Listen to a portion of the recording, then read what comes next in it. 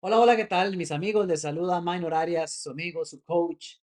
Hoy paso a compartir con usted un mensaje porque desde hace días estoy maquinando, tengo en mi mente, en mi cabeza, el, el tema. Hola, ¿qué tal? Mis amigos, les saluda. Un tema que me sigue dando vueltas porque no dejo de ver complicaciones importantes suceder en los entornos laborales. Y no importa cuánta información hay allá afuera, el tema sigue en boga, el tema sigue vigente, pero parece que nadie quiere hablarlo, parece que todo el mundo quiere obviarlo, aun cuando indudablemente es un problema. ¿Usted ha escuchado hablar de la palabra karoshi, término japonés? O tal vez de la palabra wolaosi, un término chino. Tal vez sí, sobre todo el karoshi. Entiendo que es un término muy conocido. Ese es el término que en Japón le dieron al concepto de muerte por exceso de trabajo, por causas de exceso de trabajo, estrés, entre otras. Y es preocupante, es terrible saber que los indicadores siguen en tendencia a la alta. Se ve una que otra organización poniendo o implementando ciertos mecanismos que de alguna manera ayuden, pero en términos generales se ven más mecanismos por cumplimiento regulatorio que por verdadera intención e inclinación de las organizaciones por conseguir que sus colaboradores operen desde lo mejor de sus capacidades. Y es absurdo, es el colmo, porque para cualquier organización, no importa cuál sea, siempre va a estar en su propio beneficio tener colaboradores sanos. Sin embargo, la práctica dice lo opuesto. Y es terrible. Por ejemplo, estoy viendo datos de este libro que se llama Dying for a Paycheck, Muriendo por un sueldo. Es un libro sumamente interesante. Si no lo ha leído, se lo recomiendo. Está cargado de datos, de estadísticas, conceptos bastante interesantes.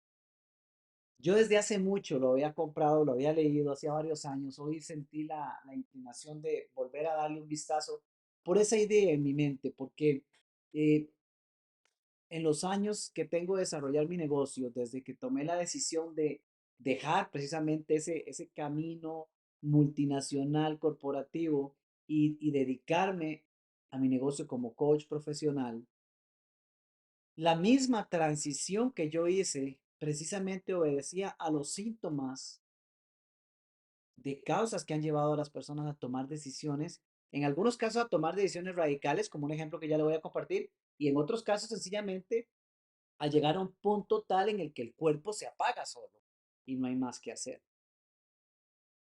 Y durante los 8 años que tengo ya de desarrollar mi negocio, he tenido la oportunidad en un sinfín de ocasiones de acompañar clientes en procesos de coaching que han llegado al proceso en un grado tal de agotamiento, lo que hoy podríamos llamar el burnout, sencillamente impresionante. Y es muy triste ver, es muy triste tener conversaciones con profesionales que son espectaculares, que tienen un nivel de conocimiento, de formación sorprendente, y aún así ver la forma en cómo su propio trabajo les ha llegado a drenar a tal grado que no pueden contemplar volver un solo día más. Yo he tenido clientes que han tomado leave of absence en las compañías, 6 meses, un año, para ir a, comillas, desintoxicarse, para salir a recuperar su vida, recuperar su ritmo, recuperar su salud. Y yo he tenido que acompañar a esos clientes en el duro proceso de que se termine el leave of absence y tengan que volver. Y le digo algo, la mayoría de las personas no quiere regresar. Lo hacen. La mayoría también lo hace, regresa, pero no porque quieran. Lo hacen porque sienten o creen que deben, que necesitan hacerlo. Y ese es uno de los problemas que lamentablemente se han mal capitalizado en las organizaciones. La necesidad que tiene el individuo la capitaliza la organización en la forma de más trabajo,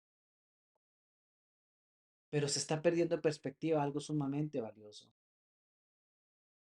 Más horas de trabajo no necesariamente significan, de hecho, en el menor de los escenarios significa que haya más productividad.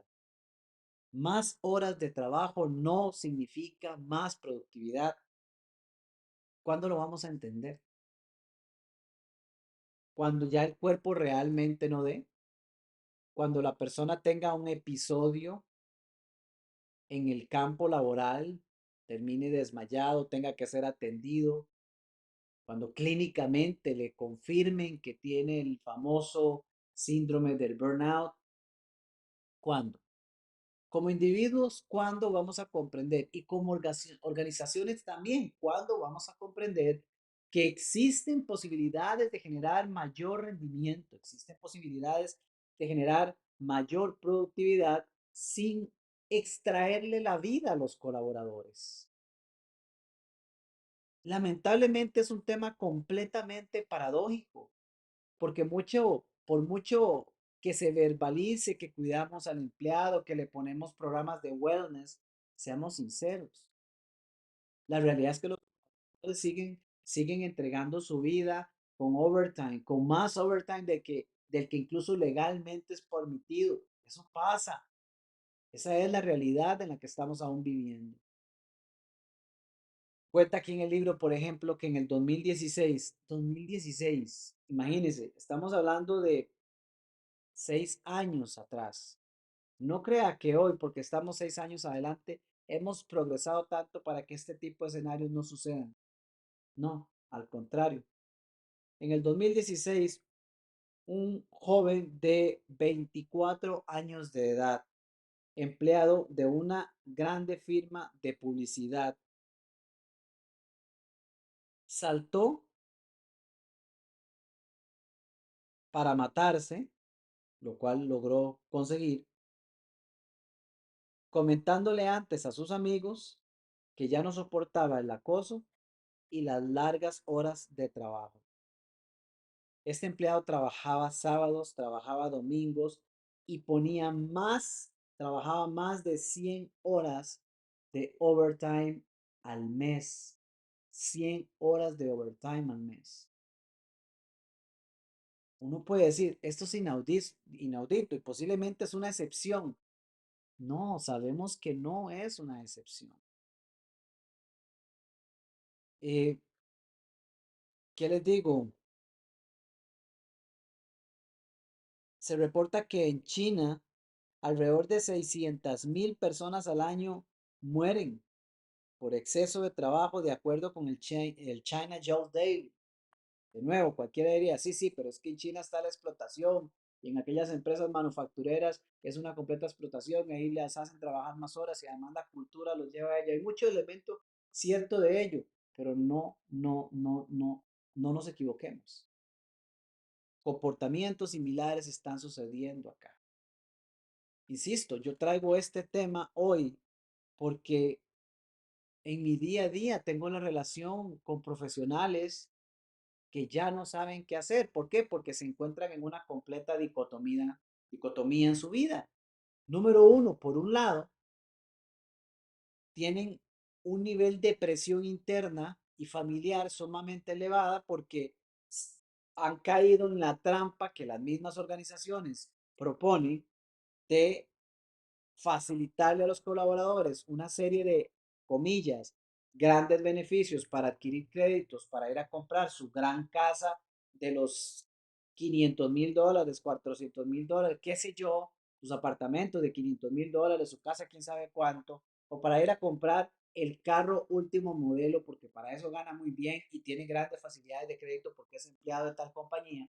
Y ellos caen en ese proceso, el colaborador ve con mucha alegría la posibilidad de crecimiento en su vida porque ahora tiene un gran apartamento en el que viven cómodamente, con piscina y con vista no sé dónde. porque tienen el gran carrazo del año, etcétera, etcétera, etcétera, porque se dan un viaje al año posiblemente y con suerte de vacaciones, pero después, cuando el agobio está comenzando a pasar factura a nivel salud, entra el debate, porque ya para ese momento el colaborador está contra la pared en función de sus deudas y estas hacen que el hecho de contemplar dejar su empleo ni siquiera sea una opción. Y lamentablemente, en muchos casos, de hecho inconscientemente, terminan siempre abogando más por cumplir con el exceso y la demanda excesiva que la compañía les hace que por buscar una forma de solventar su circunstancia financiera o de deudas, pero apostar por su propio bienestar. Lastimosamente esa es la realidad de la gran mayoría. Y yo entiendo perfectamente que es sumamente complicado, es muy difícil.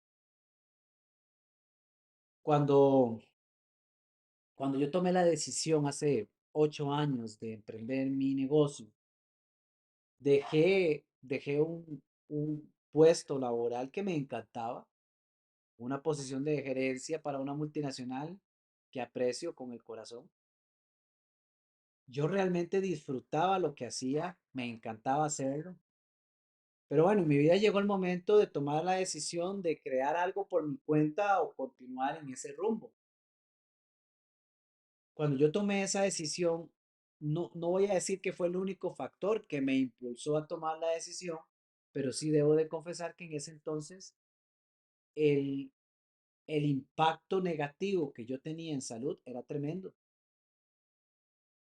Puestos laborales con un nivel de exigencia tal que no importa si son las 2, 3 o 4 de la mañana, usted tiene que levantarse si tal o cual situación sucedió en el área de soporte que usted tiene a cargo, aunque usted tenga un equipo de trabajo metido de cabeza, técnicos trabajando al respecto, pero como usted es el gerente, usted tiene que levantarse y usted tiene que estar conectado ahí y usted tiene que ser el que le mande la información a su siguiente nivel de gerencia para que todo el mundo esté enterado. No importa si usted trabajó hasta las 8 o 10 de la noche, no importa si el día anterior usted trabajó 15 o 16 horas. Su puesto y su responsabilidad implican que se debe estar ahí. Casos de la vida real. Y de nuevo, yo amaba lo que hacía, pero cuando yo hice mi transición, no les puedo decir la cantidad de pastillas que yo tomaba. Yo padecía de colitis y gastritis severa. Y en ocasiones era tal el malestar que ni las pastillas me lograban aliviar. Yo tuve que ir a dar al hospital en un par de ocasiones. Los problemas de salud no mermaban, todo lo contrario. ¿Por qué? Porque los niveles de estrés incrementaban.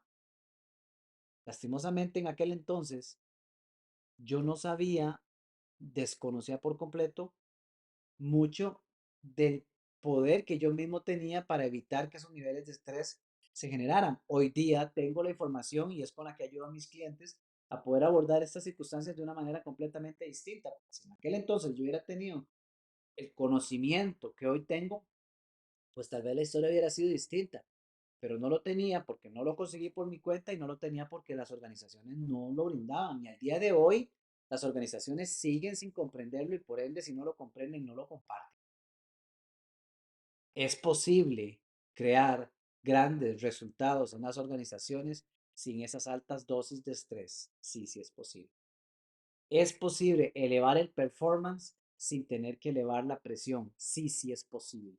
Sí es posible, lo digo porque yo lo he visto suceder. Lo he visto con todos y cada uno de mis clientes corporativos, gerencias,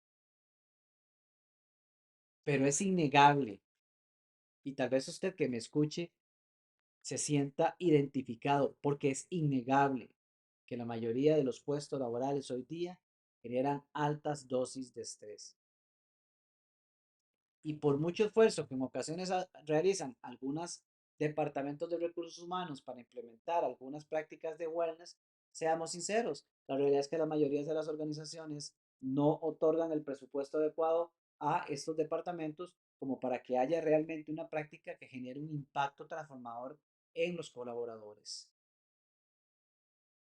El caso es que este video no va a resolver la problemática gigantesca que hay, porque para poder resolverla hay un elemento fundamental que necesitamos trabajar. Y para poder trabajar ese elemento se requiere la disposición del individuo y de la organización. ¿De qué me refiero? Me refiero al mindset, la mentalidad con la que estamos abordando los negocios. Hasta que un individuo no dé el paso en su mentalidad para comprender que existe una forma distinta de crear su alto nivel de rendimiento sin sacrificar su salud y su vida, pues hasta entonces esa persona no va a estar en posición de poder hacer los cambios. Y en las organizaciones están conformadas por individuos. Así que necesitamos comenzar por ese cambio en la mentalidad para poder identificar, encontrar y poner en práctica aquellos ejercicios, aquellos elementos que nos ayudan a comprender cómo a partir de nuestra mente y de mejores prácticas podemos elevar la productividad sin incrementar las cargas de estrés. Es un reto, definitivamente es un reto, pero de verdad que ya va siendo hora de que se tomen cartas en el asunto.